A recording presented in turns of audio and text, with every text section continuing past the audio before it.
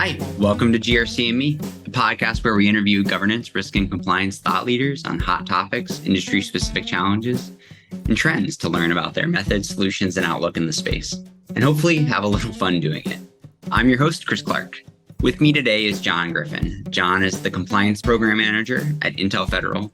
He has over 20 years of focus on a diverse set of GRC topics, including regulatory compliance, internal audit, and governance and contracting, and has in-depth experience in areas such as international trade finance, import control, export control, FCPA, anti-boycott, FAR, and CAS. John, welcome. Could you tell us a little bit more about yourself? Sure. Actually, I've spent 38 years in government contracting, starting back in the 80s. So had the ability to watch as things change, regulatory changes, business changes. So it's been a unique opportunity. Currently, I'm working for Intel. I was hired in to help them assimilate into the U.S. federal regulatory environment. And as you can imagine, compliance is probably one of the largest challenges they've had, wrapping their head around that, being a commercial company and understanding how intense and in-depth the regulatory oversight is anytime you take money from the government. That's kind of it for my current job. Been in it now for 9 years as of last month. Oh, that's crazy. 38 years is pretty incredible. I'd be interested in what advice would you give to someone either getting started or exploring or in their career in GRC?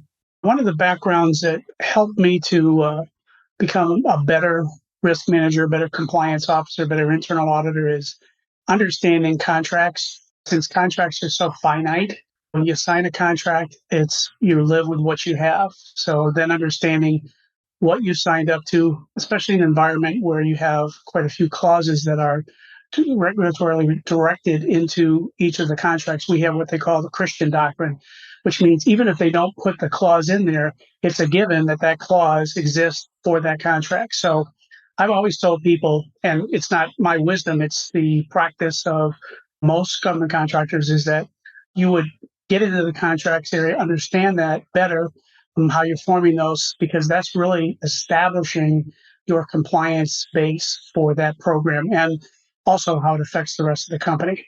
That's so interesting to think about. I guess reflecting for myself, before LogicGate, I spent time working on software contracts, particularly in the concept of license compliance. And similarly, it's interesting to think about how that type of agreements and those types of to your point, finite documentation kind of sets the basis for risk in a lot of ways. In reflection, that's super powerful. When you're talking about risk, you're saying that to yourself that from a compliance standpoint or from a GRC standpoint, you have the risk that comes with business, just business risks. But then on top of that, you pile on regulatory or, CMMC or NIST, any of those new requirements. And then on top of that, what you've now signed up for in that individual contract. So without staying on top of your risks and understanding your risks as you assume them, you're not going to be very effective. So your background in licensing, especially, because that can be one where you could lose your intellectual property if you're not properly licensing, or you could be at risk of a lawsuit if you're not protecting a third-party software. So your background probably has really helped you. Before we kind of jump further into the meat of this discussion, I kind of always like to take a second and jokingly discuss risk management in real life. So just kind of as risk managers, we tend to focus on it within a business context, but there are little things that we do every day to manage risk in our own life. And I always like to kind of think about well, for me, one thing that I always do is I like to mitigate out the risk of, I'm going to call sleepiness. So in the morning, I am not at my best when I haven't had my cup of coffee. And so one of the things that I always do to kind of prevent making mistakes in the morning is I always plan out my outfits the day before I go to bed, because at that point I'm still very active and mentally on top of it. I will pick out whatever workout clothes or my outfit for the day, because I know mentally that's how I get ahead of either waking my wife up in the morning on accident or stumbling and picking something in the dark that doesn't work. So it's just a kind of like a goofy example of how I try to mitigate risk in my day to day. I'd be interested, John, if you have anything similar. How do you manage risk in your personal life? It's funny you should mention that. My daughter used to get a kick out of it. I was working downtown Chicago for Boeing World Headquarters, and it was a trying trip. And I used to use the train to recalibrate my day and try to ignore the things around me. But you kid around about laying out your clothes. I would lay out my breakfast plate, toothpick for the cut up banana, knife, toast sitting there, everything awaiting my getting up in the morning so I didn't have to worry about all those things on top of focusing myself on what the day should be. So you call it quirky or goofy. I agree. And my wife and my daughter would agree as well. We have risks all the time that we take. I had risks just going into Chicago, not taking the right train or taking the risk of missing the train but that's how we think. We think in terms of how do I mitigate my risk? I travel for Boeing all over the world doing Foreign Corrupt Practices Act. I would actually literally get my seats on each of the planes going between countries. I would lay out my timeline, the time differences, my meetings. I would have to meet with the ambassadors and also with the audit firm in the country and all the dealers. I would have everything laid out 4 weeks in advance, Chris, because I did not want to have the risk of missing a flight or throwing things off. So I think my mindset was always going towards I'm going to be in compliance, I'm going to manage risk, because I saw that the best solution for risk is preparation and focus. So I love your story. Thank you. I mean, I guess like the example you just laid out is kind of taking that to the extreme when you're talking about your Boeing experience and the Foreign Corrupt Practices Act. Where could you give a little bit of background on the FCPA and I guess like what you learned practicing that all those years? Sure. Well, part of my experiences was working in accounting and looking at sitting down with financial documents and be able to tell a story. So I'd sit down and I'd look at year over year what things were. I'd look at the relationships between different accounts, and I would be able to form a picture of what the company was doing. Maybe not having the why they were doing it, but I would get pretty close. And then you take that and you apply it going international. And so you start out with, I'm going to meet with these dealers or these agents, a lot of them tied to the actual government of that country. And I'm going to try to evaluate their books and see what's going on, because the old adage, follow the money, believe me, money cannot hide corruption. I mean, you follow the money and you'll find things. And I've many times I've drilled down to different accounts, different countries, translated statements, financial statements into English, and came up with a real story before I even got on the plane to go evaluate the groups.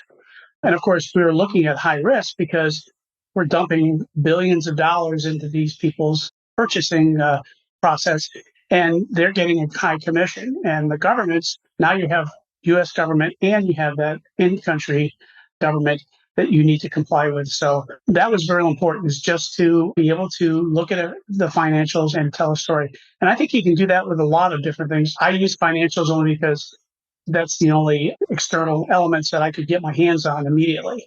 For instance, years ago, we would look at subcontractors to find out if they were viable because we were going to dump a lot of our business into that company. And I mentioned this when we were talking previously. One of the things that I would do is I would go out 3 times a day, right around each shift change, and I would count the number of cars in the parking lot. And if I found that some of their shifts were eliminated or they were, skinny down, I could tell that the company might be having problems because we kept track of their cars in their parking lot from the last time we were there. And inevitably, we would go in and find that they were highly leveraged, heavily in debt, and we were their main business. So that, if something happened, we would be the ones that would lose out. So many different elements you can see and identify risk. And I think that's where the tool, having an automated tool, helps to do that, because that's one less element of one less step you have to take in your mind of keeping track of things. So yeah, a lot of interesting things, ways of assigning or finding risk.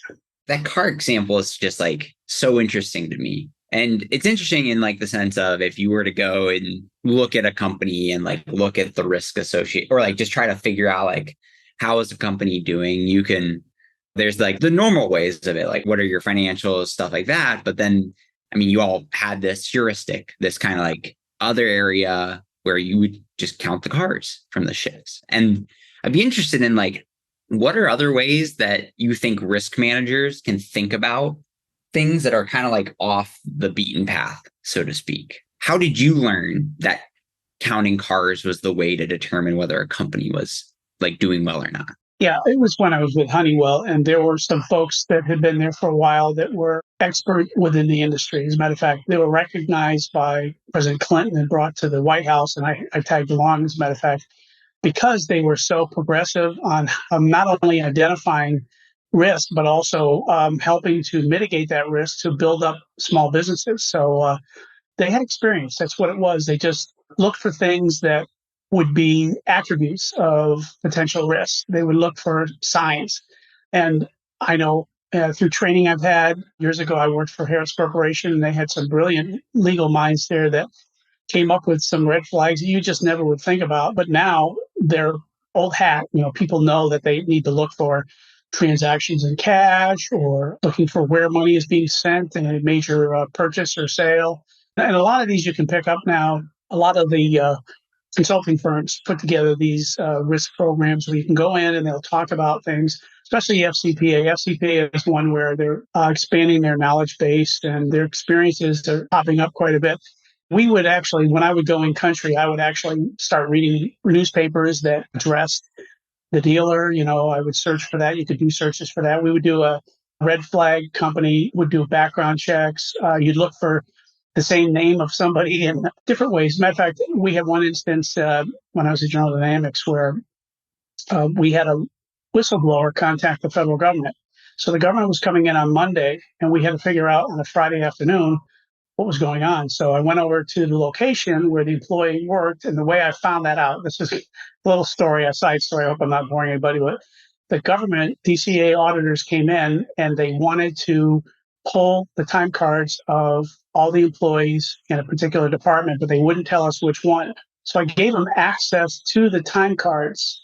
And I told them, my process is that I take this pink card and I slip it in where I've taken the card out of.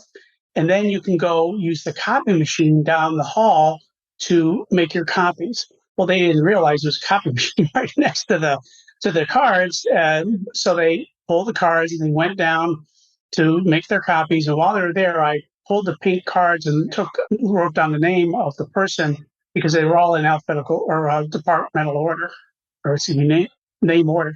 So I took down the names of the people, looked at who was in front of those people, figured out they're all in one department, 384. So I knew where the actual location was. It was in Diamond Bar. So I went out to Diamond Bar and I started looking for anomalies. I started with purchase orders because that's always fraught with potential fraud. And I noticed inconsistencies where they were purchasing more than they should have of these particular power units. And I tried to identify one piece of equipment that had a serialized number, the smallest one too. So I didn't, it wouldn't be too difficult for me. So then one of the engineers that worked there played basketball with me on Friday nights over at Steelworks. And he hung out with me and we went and pulled some of these power units, found out that they were switching the power units from one contract to another contract because they were running late on that contract. Plus, one was a cost type and one was a fixed price. So the fixed price contract, you only get so many dollars and then you're cut off.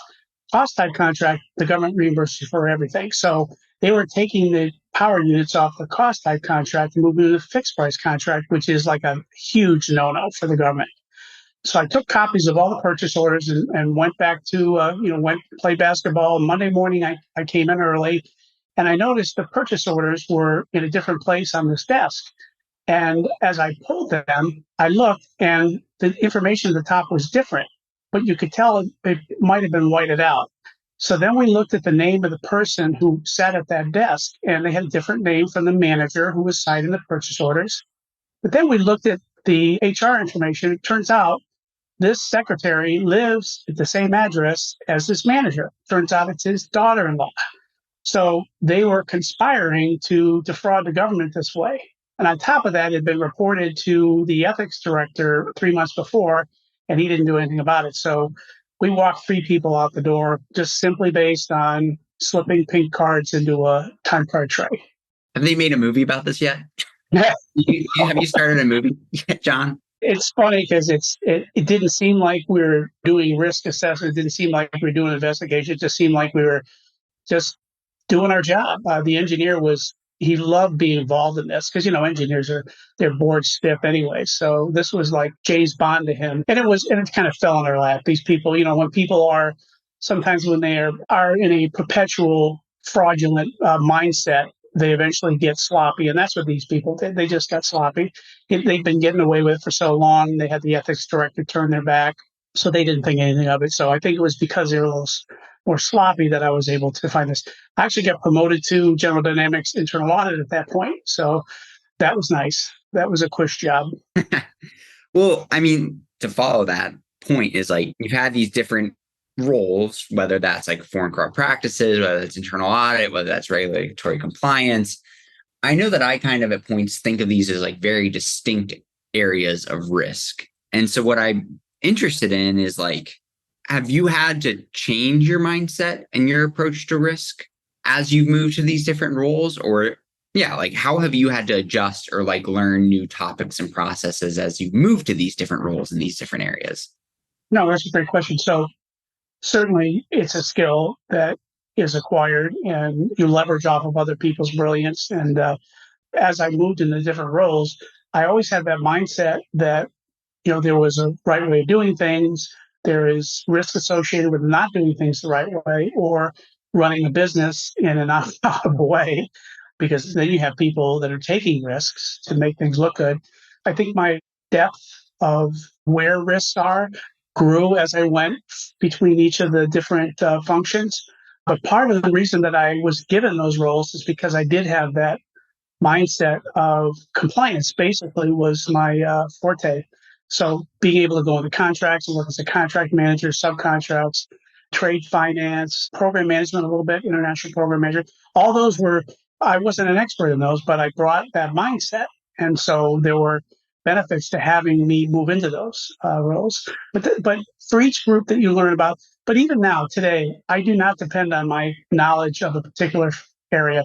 Once we have a risk that's identified, I sit with the risk owner and I try to understand the ramifications, because for me, I need to promulgate that upward to our board of managers to let them know what the risks are. And if I don't understand those risks, and I don't think there's anyone in the world that understands every functional group or every aspect of business or every contractual requirement and what the risk is.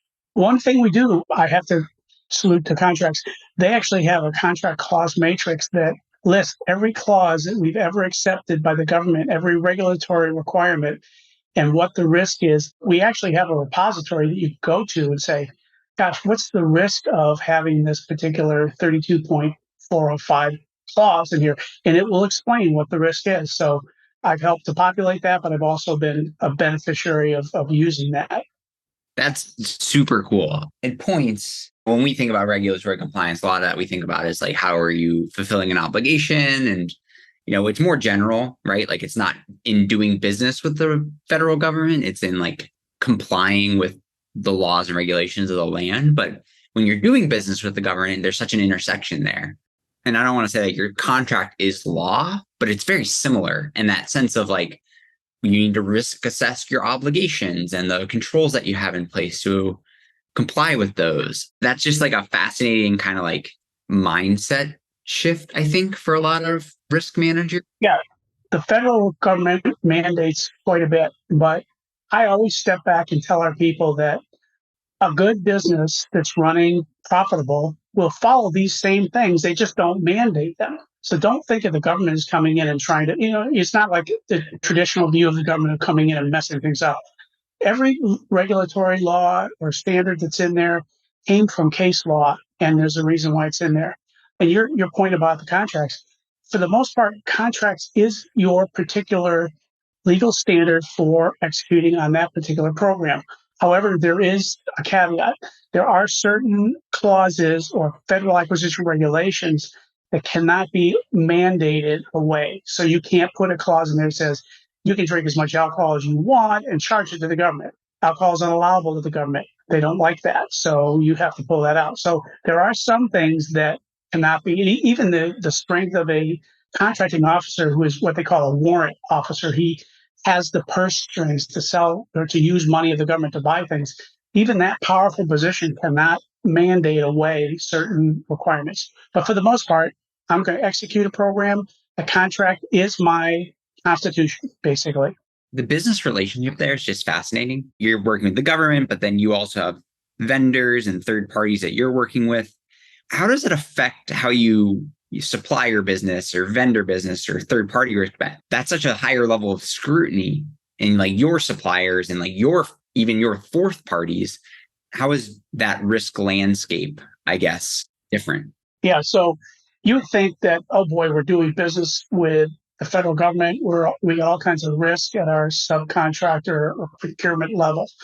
But the way it's set up is, first of all, picture the fact that I'm the prime contractor. I'm the one that has a relationship with, say, the Department of Defense. So I have that responsibility towards them.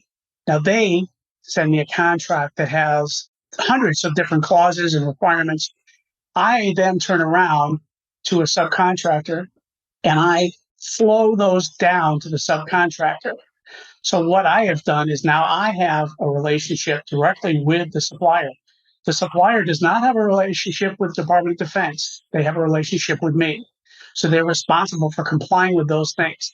But at the same time, when you flow those down, a lot of the responsibility is gone because you've done your due diligence. Now, there are certain elements of federal contracting that you are required to do a little more. You might have the supplier complete a survey, or you might do, if you take property and you lend it to the sub and it happens to be the government's property, then you would go in and do audits. So there is some extension of that. But the risk is mitigated through those flow down clauses. It's basically saying, hey, you said you're going to do these things. If you don't, it's contractual noncompliance, and I can go after you. I'll turn to the government and say, oh boy, I don't know what to do with these guys. So that's how you mitigate the risk with a subcontractor. And with that, is it always all of those clauses are passed down? Are there situations where you are kind of like almost like risk ranking some of those clauses down? Yeah, that's a great question. So I'll just tell you the biggest distinction. When I'm working with the federal government, I'm selling them a product, and that product is now considered a defense article. So I'm selling them something. It needs to be handled under cost accounting standards. But if I have a supplier, say they're building laundry racks, okay, and they're commercially available, and they sell them commercially. Well, I can't slow down all those clauses to them because they aren't actually providing the government a non-commercial item, meaning a defense article item. So I will just flow down a few clauses, or I'll go to them and ask them to sign what's called a commercial item determination, a CID, which basically they support the fact that they do multiple sales of this to commercial companies. They sell them to Walmart or Target or whatever. And they do what they call a PRD, which is a price reasonableness determination. They say, yeah, we're charging you $50. We charge everybody $50. And we look at the catalog over here. There's another company, Fly By Night, that's charging $48. So we're pretty close. Now, those are the only things that subcontractors is going to need to be responsible for. Now they don't have any of those other cost accounting standards. And there's like, I forget, 21, 22 standards that they have to maintain. So there are situations where you can use, and the reason the government did that is they wanted to be able to use commercial companies because they realized that when you're paying a company to develop something and then create it, there's a lot of investment that's coming from the government. But if I can go to somebody and they already have the product, then plus it's encouraging companies to come up with products that could be bought by the government and might have a commercial market as well. So to your question, there are situations where we don't flow down any of the cost accounting standard clauses, which are numerous, or some of the federal acquisition regulations, but we would have to get them to affirm that they are a commercial company. Gotcha. It makes a ton of sense. I guess one thing along those lines, you mentioned like it encourages companies to develop products that are both commercially and federally valuable and compliant. How would you even think about that from like a risk perspective? Like, how do you do that almost like risk benefit analysis before developing a product? Sure. No, that's a great question. So when I worked at Honeywell, we were built, Honeywell makes filters. I've got three of them in my house right now that are 25 years old. But we also made these particular AUPs, I forget what they're called, the airflow processes in aircraft. And they had to be configured to a standard to a fighter jet. And the standards, the mil stats were so difficult to match. So we could not subcontract that because we didn't have any subcontractors that had these mill standards or had ISO 9000 or 9001 at the time. So we built those ourselves, and there would be a risk going to a subcontractor. That's why we went out to the subcontractors and got them certified so we could get those out. So you're looking at risk, and the government says if this is something that's critical, the part that if it fails, you can't pull a jet over at 40,000 feet. You just crash to the ground. That item is at risk. So we have to have more standards around that, more requirements there, more testing, and even testing as it gets shipped and comes to the government through their government freight forwarder. They will test it there when it gets there, and then they'll actually take some and do their stress test and their temperature test and all those. So as a part becomes more critical to the government, there's more risk associated with it. And that's when you're looking at a subcontractor, the subcontractor is not your company, so you don't have the control over that. So a lot of times companies will just do that themselves, build that sub part or subassembly themselves. So when you look at another company, right, to do business with, because I mean, you've been a part of these, and I think your story earlier around like the father and purchasing person who pushing through contracts on fixed costs. Like when you look at like doing business, I'm assuming that it's not just the compliance with what they're trying to sell, but it's their risk profile as a company. When you are working with your vendors and your third parties, how do you think about not just the risk of your relationship with them, but their culture of risk Yeah. as an organization? So my answers are going to be 30 years old. So the first thing I would do is generate a Dun& Bradstreet to look at their financial position. Then what we would do is we would ask them for a listing of all their clients and the amount of business of each client. So if you think about it, if I'm the largest vendor or customer they have, that's a risk. And if, by the way, if I am looking at them and they are the only supplier, they're a sole source, then I have a risk too. So there, I want to be even more prescriptive on going out and making sure they're going to be solvent for the next X number of years, especially with vendors and government contracts. The money is made in government contracting through spares. If you're doing manufacturing, your money is always made in spares. Once the government buys a tank, they can't go to Radio Shack to get parts for it. They have to come to you, and that's where you make your money. Companies actually set up these demo depot or these areas right out where the tanks are being used or being maintained, and they have a storehouse of parts. So parts is really, really, really important. So if I'm looking at a vendor and I'm finding out they're only going to be viable for 3 years, I know that, hey, my contract goes for 5 years, and then I'm looking at 25 years useful life of this tank. So we'll get 25 years of spares. But if this company is not going to be solvent in 3 years, I have to go find another company, and I have to pay to have them set up all their machining, their standards to start all over. So it's very important when you look at vendors, you look at them for, first of all, what are you contracting with them? And are there other alternatives? What is your relationship in their portfolio? Are you the largest largest contractor they have? Because then they're dependent on you, if something happens. And then you also look at, I like to actually go to the site and go in the wrong door and have to walk all the way through the facility. And I would look to see, are there machines that are out of service? Are there machines that have a repair sign on them? Is there an excess amount of tooling in the tool area, meaning they're not using them as much? Those are telltale signs that there's something going on with the company. When companies can't pay to fix their equipment, then they're down to using half the number of equipment to do the same amount of business. You're at risk because now if one piece of equipment breaks down, you're liable not to, get your parts. And then you have to look at, well, if we're the smallest customer they have, we know that we're last in line. Another big thing that people don't think about is as a contractor, prime contractor, you're giving them special tooling. And these are how to describe them. They're like applications for machines that are specified for making a certain part. And they can cost tens of thousands of dollars. And you're giving them to your supplier. If your supplier is not doing well, they're not going to maintain those toolings, and you're going to lose the value of those toolings. Or if they go insolvent, then they put everything up for sale, your tooling could be lost, and then you turn around to the government and say, we've lost your tooling. There's all kinds of reasons to keep your finger on the pulse of their finances and their business. If they come back and ask for an advance, I would start looking for another vendor. If they have a change in ownership or leadership, we've seen where there was one thing in Texas where the father had passed away and the son took over. It was a business that didn't have anything to do with aerospace or anything like that, but it was owned by General Dynamics. And we went down there to look at this, and we asked about the accounts receivable. And they opened up a drawer, and there was a Rolex watch and a set of keys to an aircraft. So instead of getting payments from their vendors, they were just taking gifts.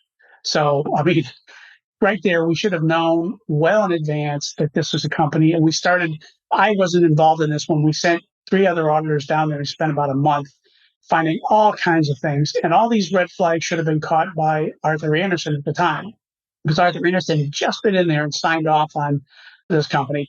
They even said they evaluated the accounts receivable. He obviously didn't. Another key point, don't depend on a third party to do your due diligence.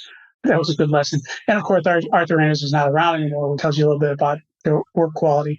But that's kind of what I'd say is just look for different changes in the company or anomalies, or don't just say, oh, the son's taking over the business, no big deal. That's where I start ratcheting up my oversight, go visit them, do things like that. If they're a critical vendor. If they're not, start looking for alternatives. And I guess you should also always have a kind of a bench of alternatives when it comes to subcontracts.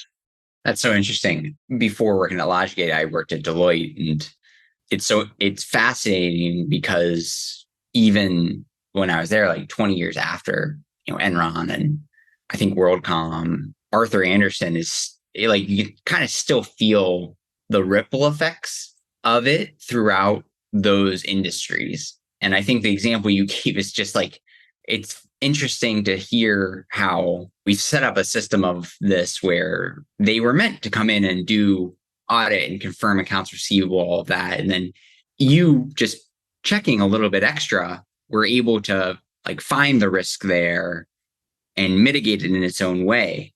What triggered us to go there is the son died in a plane crash. That's why I mentioned the keys. So if he had not crashed his plane, I don't know how deep we would have been with that company. I think we would have lost quite a bit of our reputation with that company, because it was a broad-based company doing concrete, lime, things like that. And it was nationwide, building highways, basically. So, yeah, good point. That's incredible. Yeah, it's also interesting. Like, it's kind of, this seems like it's been a recurring theme of this conversation where there's these things that seem like everyday life, like counting cars. I don't want to say like someone passing away, but these kind of events that you wouldn't expect or directly correlate with like financial audits or audits in that sense or risk, but the things you're identifying as reasons to investigate in a business. That's a good point. Let's face it, change is a point in time where you have the highest potential of risk, right? Oh, well, 100%. Yeah. It's interesting to hear these like really tangible examples of that. And like, so we've talked a lot about like the groups that you've done business with and kind of like your suppliers and your subcontractors. How have you built partnerships throughout your organizations to help strengthen the culture of risk? So for example, at Boeing or Honeywell, like how have you built a culture of risk internally at your organizations? Yeah, there's so many things that you can do. I always engage leadership in advance of meetings where we had some difficult topics to talk about relative to risk or escapes or things. And I always would talk to people in advance one on one. Bad news is easier to give one on one where people don't have an audience or they're not subject to public ridicule. So that I always found that was a really small but good practice. So that when I get into a meeting and I start talking about where we have some issues, I've already got an advocate there, or I've already pulled that person into the problem and they're now going to help with the solution. Some of the other things that I have done is I make sure that when we have our control review board meetings where we get a group of experts and staff to come together to talk about issues, I ask those managers to have one person come with them to the meeting that would not normally go to that meeting. And the reason I want them to do that is because I want them to see how a risk is identified, how you if then the statements, how you identify root cause, how the root cause should address the then statement, how we then set up both mitigating controls to address what happened and sustaining controls. When I was at Boeing, one of the things the controller, a corporate controller told me once was, I'm so sick of people telling me that, when we have these major problems that cost the company millions, that they're going to institute training. That's not the answer. It might be one of the solutions, but it's not the answer to every risk. Doing a really strong root cause analysis is so critical. And by having people who would not normally be exposed to that process brought in as observers of that, what we ended up doing is every person that came to those meetings left, and now they were another set of eyes out there looking for issues. And whereas my control review board that I've been managing now for 9 years started out with only the staff would come up with issues. They would come in with issues, and they would only come in with issues when they rose up to their level. And they would have to take months to get to them or multiple escapes to get to them. Now what we have is we have people out there, unbeknownst to themselves, policing our processes. And most of the issues that I have come into my control review board are identified by people who are executing processes, who are working with other groups, who are at the worker level, and they're bringing those in. And they're also bringing those in with a better understanding of what happened. See, previously we had an executive come in and they were kind of parakeeting what the person below had told them. They didn't have any depth to their understanding. So engaging everybody in that process. Another thing we do is we have this thing called Ask the Expert, where we bring in experts to just talk about topics once a month. And those topics are, what I've told people is don't bore people with citing standards or regulations or anything like that. Come in as if you're talking across the table in the cafeteria from somebody and explain what your risk area is, what your responsibilities are, what we need to watch out for, and then end with how they can help. So we did that for enterprise risk management, and we had over 120 people voluntarily call into this meeting. And we've had many hits after that, where people have gone into the material that's housed in a general area to look at that material after the fact. So people are very interested in how we manage risk because they realize that there is so much risk involved, especially with our company, which is a commercial company now doing business in the federal space.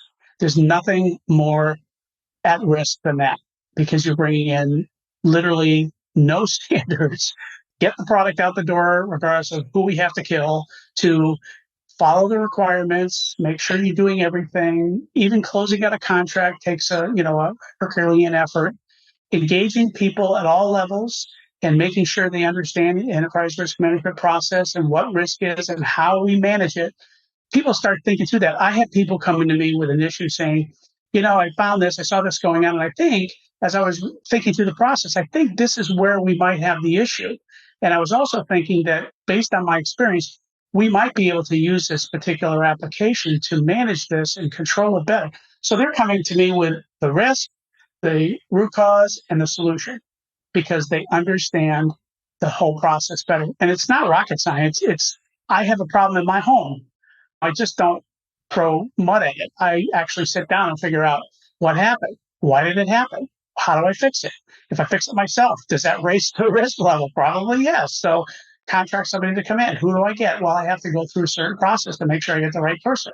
I apply that every day in my life. So everyone has that. It's kind of like a a gene that's buried deep down, that until people are exposed to what it means to identify risk within an organization, it's dormant. And then when people see that and people start thinking that way, now what you have a group, a whole organization that is aware of risk, they're aware of how it's mitigated, and they're policing every day. That's so cool. And the other piece that you mentioned, where it's not just that they're aware of the risk and they're policing it, but you're also starting to turn everyone into a problem solver in a way, because they're starting to think of like, what's the root cause of this? How can we mitigate? How can we solve these problems? I can imagine that it's not just like helping to mitigate those risks, but it's also helping to turn you into like a strategic advantage as like a more, I don't know, just like a more efficient and effective company as well. Well, that's exactly right. And one of the other elements that I've introduced to the company is I was just a little green belt. That's not a big deal. We had to do that when our company was bought by GE. And I understand that there's a way of doing process mapping where you can go in and lay out the as is map, what we're doing now. So you can fly above the process and see where the controls and processes are. And then as a team, look at that and say, holy crap, we're missing, we've got a gap here. We've got duplication here. We've got all this. So part of what I have introduced is every day evaluating controls and processes, not just from a risk standpoint, but also from a productivity and from an efficiency. But risk is also in there because if something is not being done, it could be a risk. So from our process mapping sessions, and I've run probably since I've been here, maybe 12 or 13 of these, we have had dozens of risks that have been identified and promulgated through the control review board and up through the enterprise risk management process and eventually addressed. So process mapping is another thing. There's nothing better than actually having a layout of what your processes are, showing all the key controls, all the key processes, roles and responsibilities. I had one process map where two people told me they were doing the same thing and they were kind of confused at why the other person was doing it. So we decided who was the best person to do it, and somebody now saves time not having to do this particular report. Then you can take that and you can use it as a learning tool when you bring new people on board and say, here, sit down and look at this. This is basically how our little group works, how things run through our group.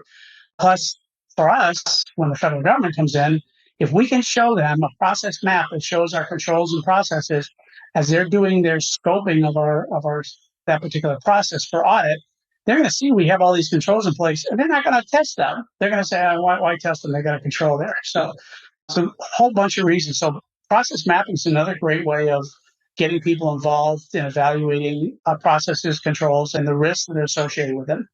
Yeah, that's so cool. We've started to kind of like build that muscle here as well of just how do we start to like map out our processes, ensure that they are effective, controlled, mitigate risk. Like where is the to use the terminology here, where's the muda, where's the waste associated in these processes so we can save people time and work better together. So I love that as example. Like it's a methodology and a thought process that kind of works in every part of an organization. I believe it does.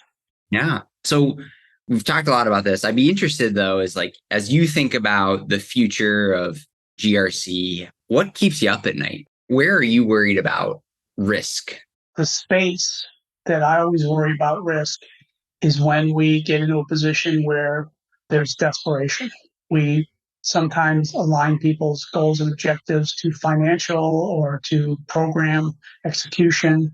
And my concern is that we get to a point where we cut corners or we ignore a particular requirement or regulations because we want to get things done because they come from a commercial environment where that is common. But for us, I think it's the GRC, the compliance program probably has the biggest concerns and worries is because we know that there's always that tendency when people have done commercial work for 28 years and now they've been in a federal position for 2 years, you might default back to that. So we make sure that we do, I mentioned the Ask the Expert, where we talk about what the ramifications are, what the requirements are. And the most important thing is we tell people why they have to do things this way. Again, I mentioned earlier that a lot of what the government purports that we need to do through regulation or cost accounting standard or whatever it might be is best practice. It is a good practice. So when people say, why do I have to fill out my time card every day? I say, well, let's take a look at this. So it makes it more accurate that you do that, right? Plus, if you didn't fill out your time card all day, your manager could sit down and figure out what contracts he's overrun on and tell you to charge a different one. And now you become at risk for, an audit and potentially act of fraud. There's a false claims act because time cards go into invoices, go to the government. So I tell people this and they kind of sit back and go, well, how does that affect me? Why do I have to do it daily? Well, wait till the end of the week and you fill out your time card, right? So do you remember what you worked on every single day and how much time you had? Well, I think I can do that. Well, the government doesn't believe that everybody can do that because most contractors have their engineers have 5 or 6 projects they're working on every day back and forth, and they have to keep track of those. So there's a reason why they're doing it, and it rains on the righteous and the unrighteous. So you have to do it too. And almost to the person, people go, oh, okay, well, that makes sense. So if you tell people, especially the engineers we have are brilliant people. They're brilliant people. If you tell them why we need to do a particular thing, they're more likely to do it. This, where we dictate, you got to do this and that's that because the government says so, it doesn't cut it. And I think you do that for most risks. When you're talking about why we're not doing it this way, well, here's what can happen. That's why I like the if-then statement. When we start creating the if-then statements, when we identify a risk, I can see people squirming in their seats. I didn't realize that could happen. Oh my gosh, that's good Lord. And in a lot of cases, they're culpable as well. So they could be up for fraud or penalties or things like that. So I try to not beat people up, but let them know that you got to put your big boy pants on when you're dealing with the government and follow the standards because there is consequences to making promises that you don't keep. Or big girl pants, sorry. I think to your point, like it's interesting that I think about this a lot, the psychology of compliance and how, in a way, there's this kind of like basic, I feel like there can be a culture where compliance is the stick and not the carrot, where it's like you do this because the government says you have to do it.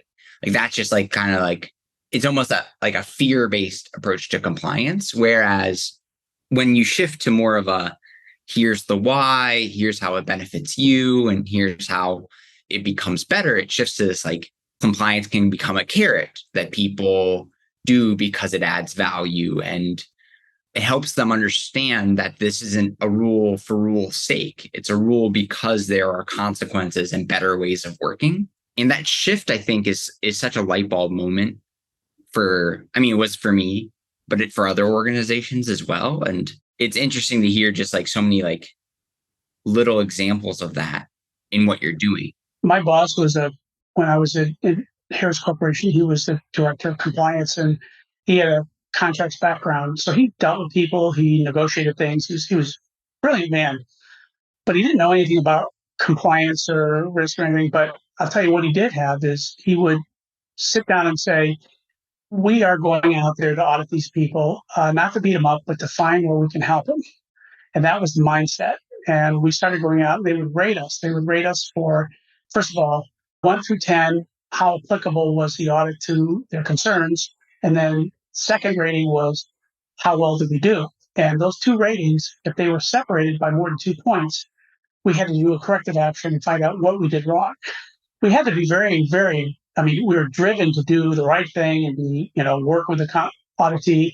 And the funny thing is, within 3 years, people we had audited were calling us up to come in and do a process analysis of a different process in their organization because they saw it as beneficial because the audits that we did had given, like you said, we didn't slap them on the wrist with a stick.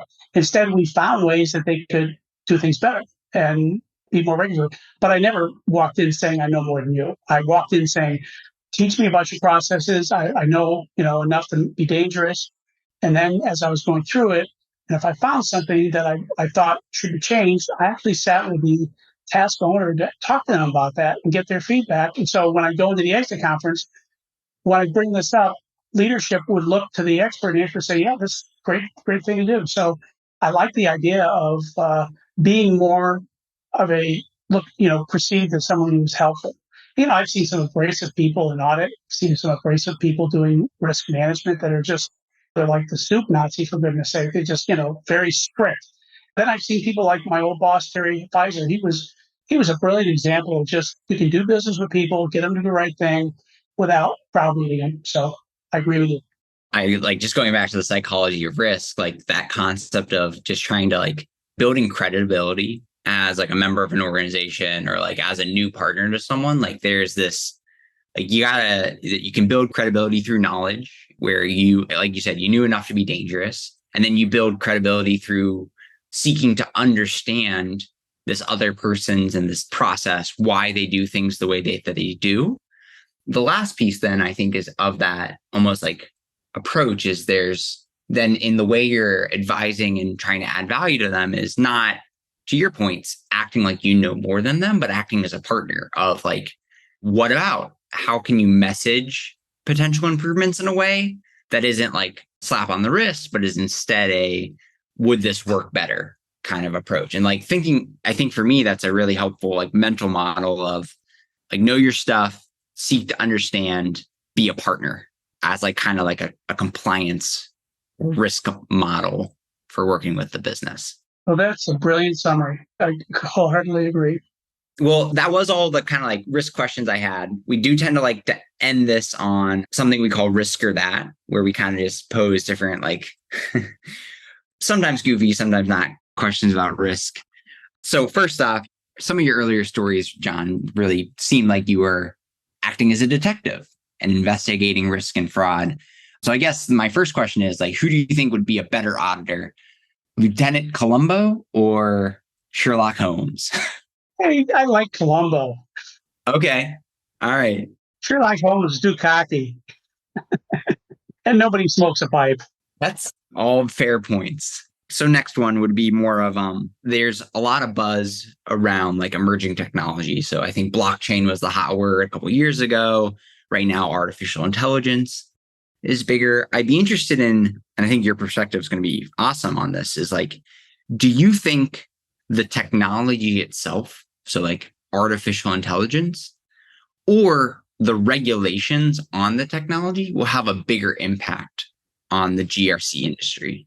That's a very interesting question. So this morning, I was solidifying a briefing I'm putting together, the Ask the Expert with a young lady. I won't mention her name, but she does a daily newspaper that's picked up by over 8 million people. I mean, she's brilliant. She talks about AI, and she talks about it. I love her analogy. She said there's a movie called Unstoppable, and it's got Denzel Washington and Chris Pine, and it's about a train that unfortunately is started up and disabled the brakes, and it's run away, and it's going to hit this town and destroy it. And it's the efforts they're trying, the federal government and safety boards, and everyone's trying to stop the train. And she equates IA as something like that. And she's saying that just like the internet, AI is something that we got to start regulating or looking at regulations now, or else we're going to run into some big problems. So I think the risk for GRC is that if we do not start taking this more serious and letting folks know what the ramifications are, then it's going to be a tremendous risk. But if GRC is involved in helping to set parameters, you can even do those within your own company, which would start to mitigate the risk of the abuse of AI or the issues that are surrounding AI. She brought up a couple of examples. I'll just share these with you real quick. There was a mother got a phone call while at a soccer game, and in the middle of the soccer game, she heard her son's voice on the other end saying, "Mom, they took me from the game. Help me, help me, help me." And then the voice came back on and said, "Go get X number of dollars from your bank and meet us here." And she stopped what she was doing and started to move towards the car, but turned to a friend and said, "I've got to leave. They've abducted my son." And the lady said, "Well, he's over there at the concession stand. I can see him from here." So they had called the person's house, got a 3-second snippet of their voice, and were able to turn that into a voice that would respond to the person on the other end. So just some horrible applications of AI. So there's personal risk, but there's also business risk that I don't think we quite have our arms around. So my step towards making sure we don't have a problem is education. Our president agreed last week. I sat in on the executive board for my boss, and I mentioned this, and he said, "Look, let's get this out to everyone, explain to them what it is, talk about status, keep people apprised of the changes in AI." through her newsletter that she has, and make sure people are educated on this. And I think that's important. The internet came and people didn't know anything about it until somebody said, push this button, you go in here, you can search this. And all of a sudden their information is being taken, nobody knew. So I think awareness of AI and its potential, of the benefits of it, are tremendous. But also, looking at it from a risk standpoint on how it could be abused or how it could be used against us. I hope that helps. I don't know if I'm allowed to swear on the podcast, but if I could, this would be the moment where I react with like a holy cow. Like those stories are crazy. It is always like when I've asked that question before, we've never gotten quite that tangent, like that almost extreme of a response where it's almost to the point where you are simulating a person or like taking other thoughts to this level. But to your point, like I think for the business side of things, it helps us be smarter in the risk space, but it also helps our attackers be smarter. And so like almost playing this constant battle of education and enablement to ensure that the members of our organization are able to react and like able to see through those things. So I think that example it's pretty incredible. Well, let me give you a positive example too, so we don't leave on a bad note. Okay. This person who was presenting, again, she's just incredible, so knowledgeable. She said that she could go in and give this the AI app, this particular app that they put together, her name and information, and 3 minutes later, they would have a full biography written on her, ready to publish. Because they can go into Facebook, they can go into news articles, they can go into all these things, and they can put all school records, military records, and they can pull all this information in no time. It was just her asking, hey, could you develop so there are some incredible advantages to AI that if we ignore AI completely, that's a risk too. A risk of losing business to, a third world country or one company who's, dominating. So there's that risk as well. That's kind of cool. AI writing my autobiography, Chris Clarke. Yeah, mine would come back. It's going to be a brochure. Sorry. I love the examples of someone like listening to other thought leaders in the space, John. I'd be interested. It's kind of like last question. What are you reading? What do you follow to kind of just keep up in the space? There's always interested in like learning how others are learning about risk and about our industry and about business. So any recommendations for our listeners?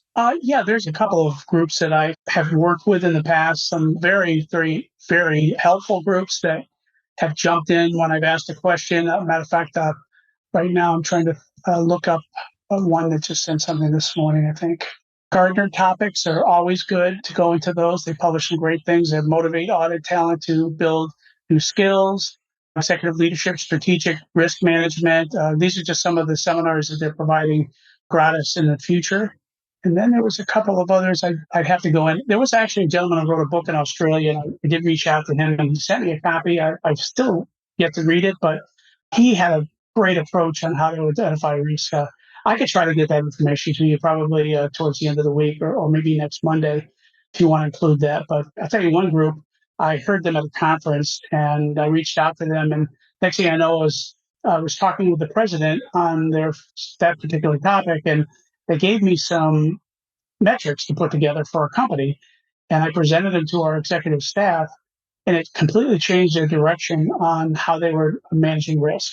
Just from that one interaction with that company. I can't remember what the company's name was because there's so many out there. But I'll try to figure it out. Was it LogicGate? Yeah, well, LogicGate, of course, it's the full solution for all parties. No, I'm joking.